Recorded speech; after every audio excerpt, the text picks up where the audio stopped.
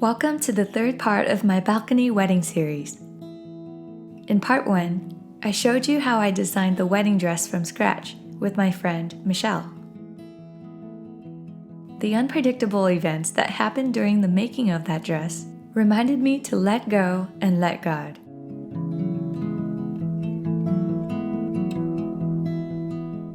In part 2, I showed you how I chose my wedding florals and made all the bouquets and decor from scratch. I shared about how curating the flowers reminded me of how John and I came up with our family mission statement together. Now, in part 3, I'll show you how I created my wedding plates using the pottery wheel in my apartment.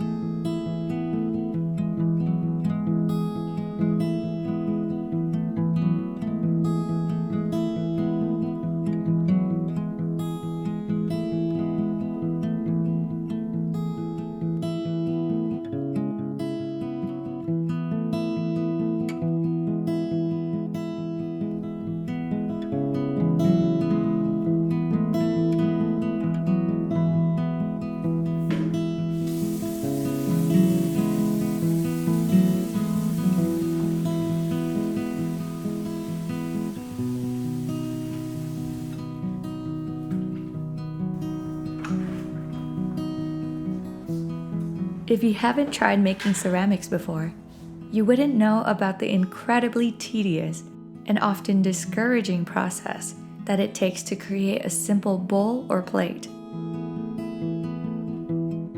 The clay encounters a horde of potential issues at every single step of the way, which means that no matter how close you are to being done with the piece, something can always go wrong. And often, it does. First, you have to wedge the clay to get all the bubbles out. Otherwise, the structure that you're building will be compromised. Wherever air bubbles are trapped, the structure will become weak and wonky. If it happens to survive the air bubbles during the throwing process, it can actually still explode in the kiln. Pretty dramatic, right? That's only step 1.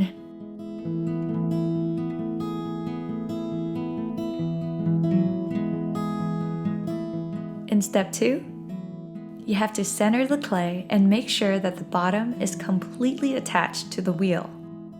Otherwise, water can get underneath and dislodge the entire clay wedge, and you'll have to start over. Step 3 is all about centering, or making sure that the clay is evenly distributed. You do this by coning up and down. It might look easy, but clay is actually much harder to maneuver than you'd think. Let's say you manage to get the clay perfectly centered. The next steps are to open up the clay, create a floor, pull up the walls, and start shaping the piece. Each part of this is its own art, and you might not be as good at doing one thing than the other, so it just takes lots and lots of practice. After the piece is shaped, you can cut it off the wheel with a wire, but be careful, because the wire can actually cut through the piece itself, and you'll have to start over.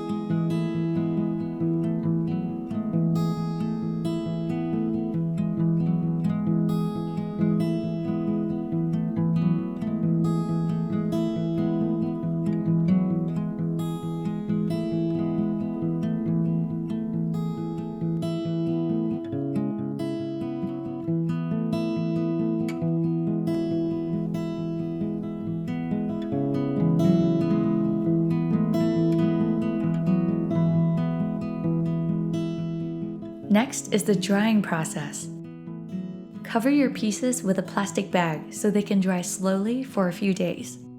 Otherwise, they can crack.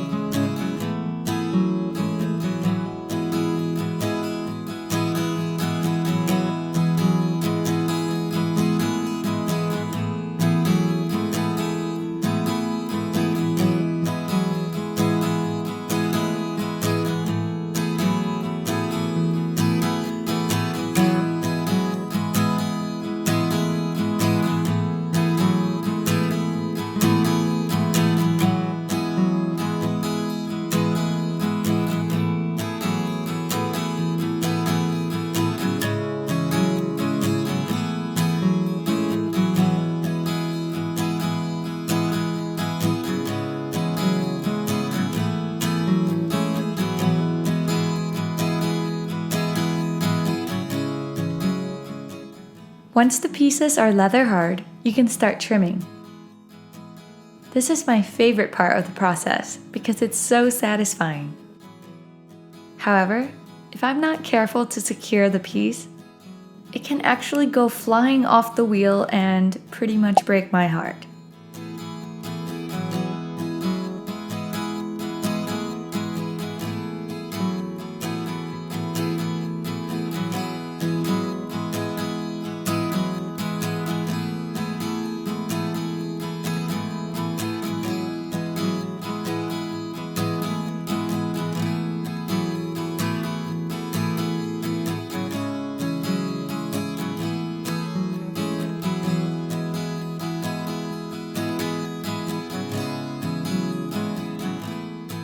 After everything is fully dried, you can bring them to the studio to get bisque fired. Despite my careful packaging and slow driving, 11 out of 32 plates actually broke on the way to the studio.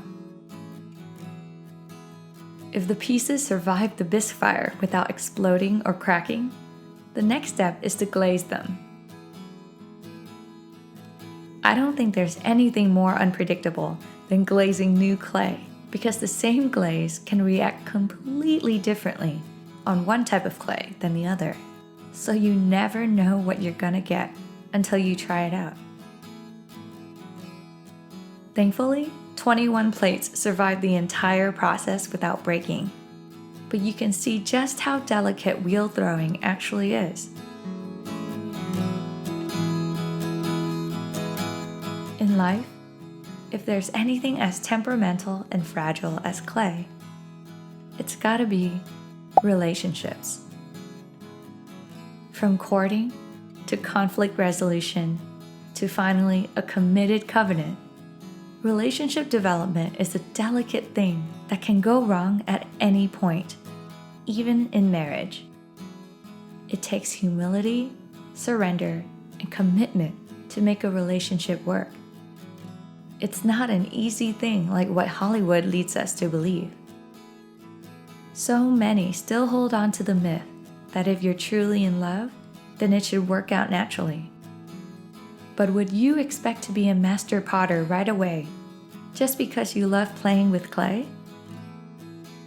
The ceramics in your cupboard don't just appear out of good intention, but out of someone's dedication to make something functional out of wedges of clay.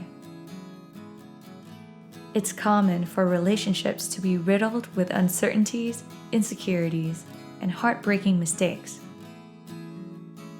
But those who make it through the fire are just that much closer to becoming fully functional, enjoyable, and purposeful. Because, like these plates, marriage was created by God to serve a purpose greater than the thing itself. And oh, how wonderful it is to see the results of years of hard work, humility, and surrender.